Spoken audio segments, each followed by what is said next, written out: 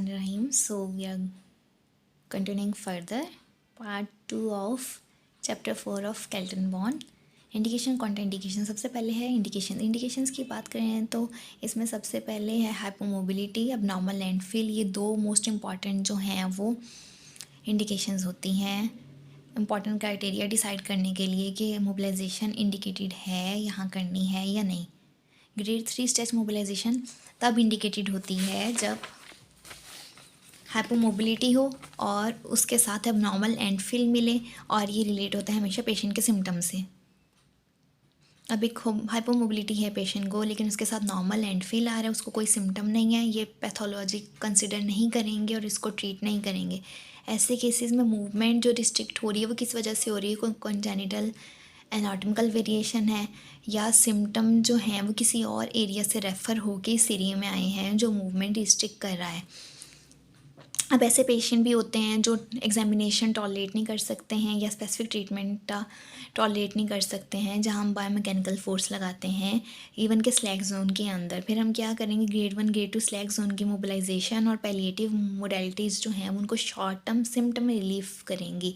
ये सिम्टम जो हैं ये कंट्रोल करेंगे ट्रीटमेंट को, और इसको हम प्राइमरीली टेम्प्रेरी मेजर यूज़ करते हैं ताकि पेशेंट जो है उसको वक्ती तौर पे आराम मिल जाए और हम फर्दर एग्जामिनेशन कर सकें या ज़्यादा इंटेंसिव ट्रीटमेंट कर सकें, जिसमें ग्रेड 3 स्ट्रेच मूवमेंट वगैरह आ जाता है। और इसके जो हैं लास्टिंग इफ़ेक्ट आएंगे जब हम पहले सिम्टोमेटिक रिलीफ करेंगे, फर्दर कंटिन्यू करेंगे तो ज़्यादा अच्छा हमें लास्टिंग इफ़ेक्ट मिलेगा। अब ऐसे पेशेंट जिनको हाइपोमोबिलिटी मसल स्पैज़म की वजह से है और वहाँ किसी किस्म का टिश्यू शॉर्टनिंग नहीं है, वहाँ हम क्या करेंगे, हमारी रिलैक्सेशन मोबिलाइजेशन करवाएंगे। ग्रेड 1 ग्रेड 2 की रेंज में ये इफेक्टिव होंगी। अब जॉइंट जहाँ हाइपरमोबिलिटी है स्टेबलाइजिंग मेजर्स इंडिकेटेड होती हैं। ग्रेड 3 जो है स्ट्रेच मोबिलाइजेशन वो कॉन्ट्रा इंडिकेटेड हो जाती है ऐसे केस में। Next is Contra indications relative होती हैं, डिपेंड करती हैं बहुत सारे फैक्टर्स के ऊपर, जैसे कि टेक्निक विगर क्या है, उसके बाद मेडिकल और फिजिकल डायग्नोसिस के ऊपर, पैथोलॉजी चल रही उसका स्टेज क्या है, क्या रिलेशनशिप है स्पेसिफिक मस्कुलोस्केलेटल फाइंडिंग्स के ऊपर, जैसे कि joint play range of movement, joint play and feel कैसा है, पेशेंट के सिम्टम क्या है।